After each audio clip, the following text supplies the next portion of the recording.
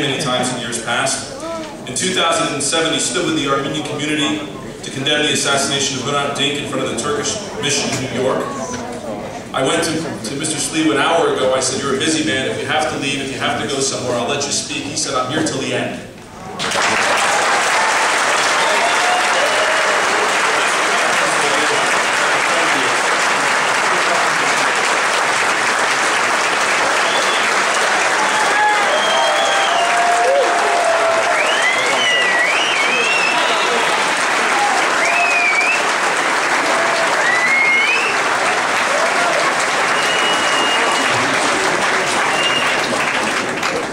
Let's be truthful.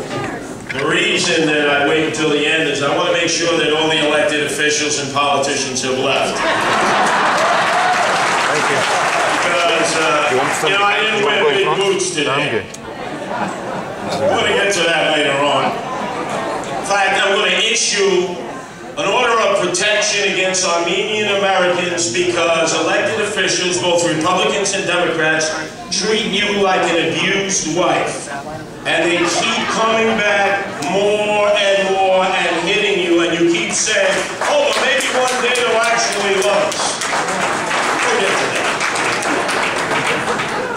But you gotta wait 100 years till everybody's dead. And as one of the speakers mentioned, you know what it is all about. It's about reparations. It's about reparations. It's about moolah shmoolah. It's about dead presidents. It's about cheddar. It's about shekels. It's about dinars. It's about what you're rightfully entitled to.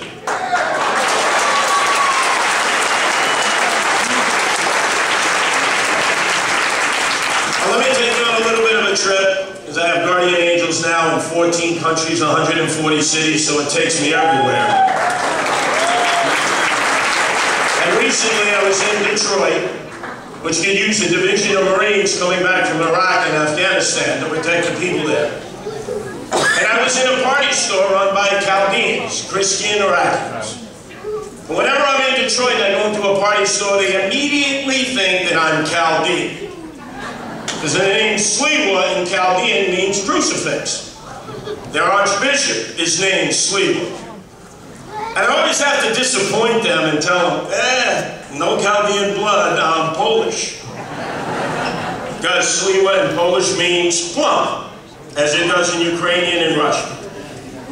But they say to me, we saw on Armenian TV in Dearborn, you spoke for the Armenians.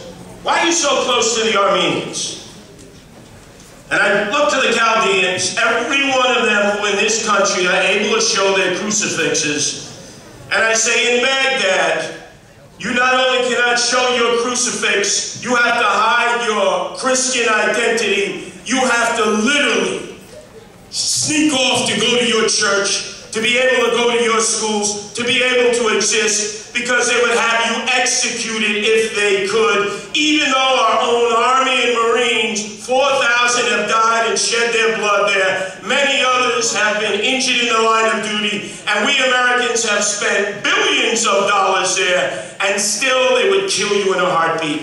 That's why I support Armenians, just like I support Chaldeans. I don't have to be an Armenian or a Chaldean.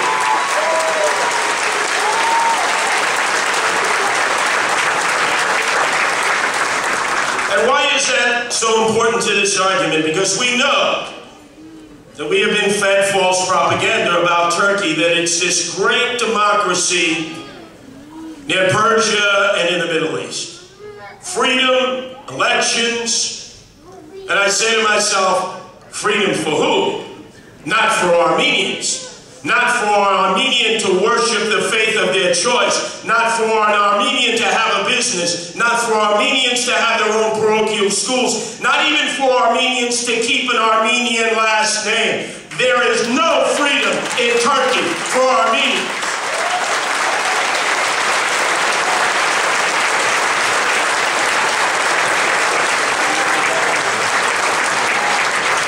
And yet the Turks would pretend to be enlightened and progressive. They want to join the European Union. We go to Europe, we go to America, we see the minarets, we see the mosques, because you have the freedom of worship. But we don't see the crucifix. We don't see the chapels. We don't see the churches for the Armenians in Turkey. You can't have it both ways. If you want to join progressive Western civilization, leave the Armenians alone, allow them their place of worship, and make sure you undo the sins of your fathers and forefathers and great-grandfathers.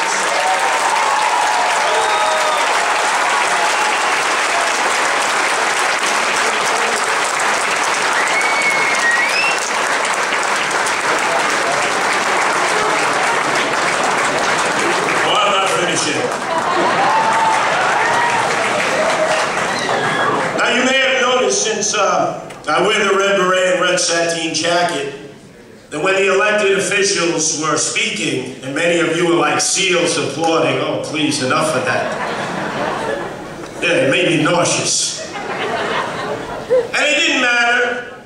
It happened to be it was Schumer, it happened to be it was Sliwa, it could have been any Republican, didn't matter. But if you notice, I sat. I did not stand. In a demonstration of this type, I would stand for my grandfather Anton, for my grandfather Fidel, for my father Chester, for Leon Temis of Electronics Expo, who has shed so much light and enlightenment on me about the Armenian situation. I wouldn't even stand for my own Pope because I am, as you know many, a Roman Catholic. Ashes on Wednesday, palms on Sunday, then you don't see me for a month of Sundays. In fact, by the way, I can't tell you when I went to Havana, because all of a sudden, Castro showing he wanted to be liberating towards religions. They had the chapel there. I'm on a whole plane load. There are the Greek Orthodox, there are the Serbians, the Romanians, there are the Armenian, and they're all trying to convert me to your faith. After I sat through a 6-hour ceremony where you christened the chapel, and I didn't even understand one word, I don't think I'm going to convert to your faith. But you're based on hardcore, old-rule ways. You haven't changed to modernize. You haven't changed your belief system.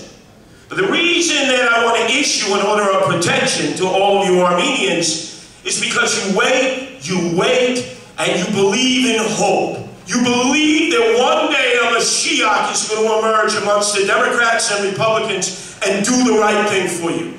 I have sat with you on many occasions.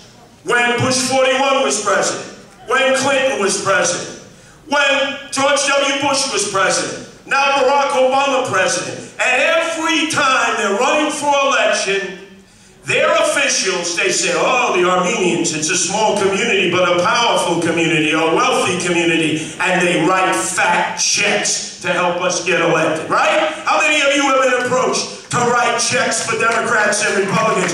In fact, you're actually writing so many checks, you gotta check your bank account that you didn't put an overdraw in. And you always ask them, oh, and when you're president, you were going to go against the Turks, right? You were going to demand that they apologize for the Armenian genocide. And they all nod their heads, right? Like bubble dolls. Yes, yes, absolutely. And the moment they get into office, they have AT&T. You know what AT&T is? Amnesia through Turkey.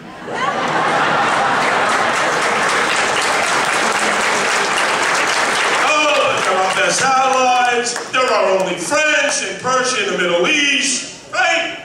And they all use the same excuse. Now, let me just as an example use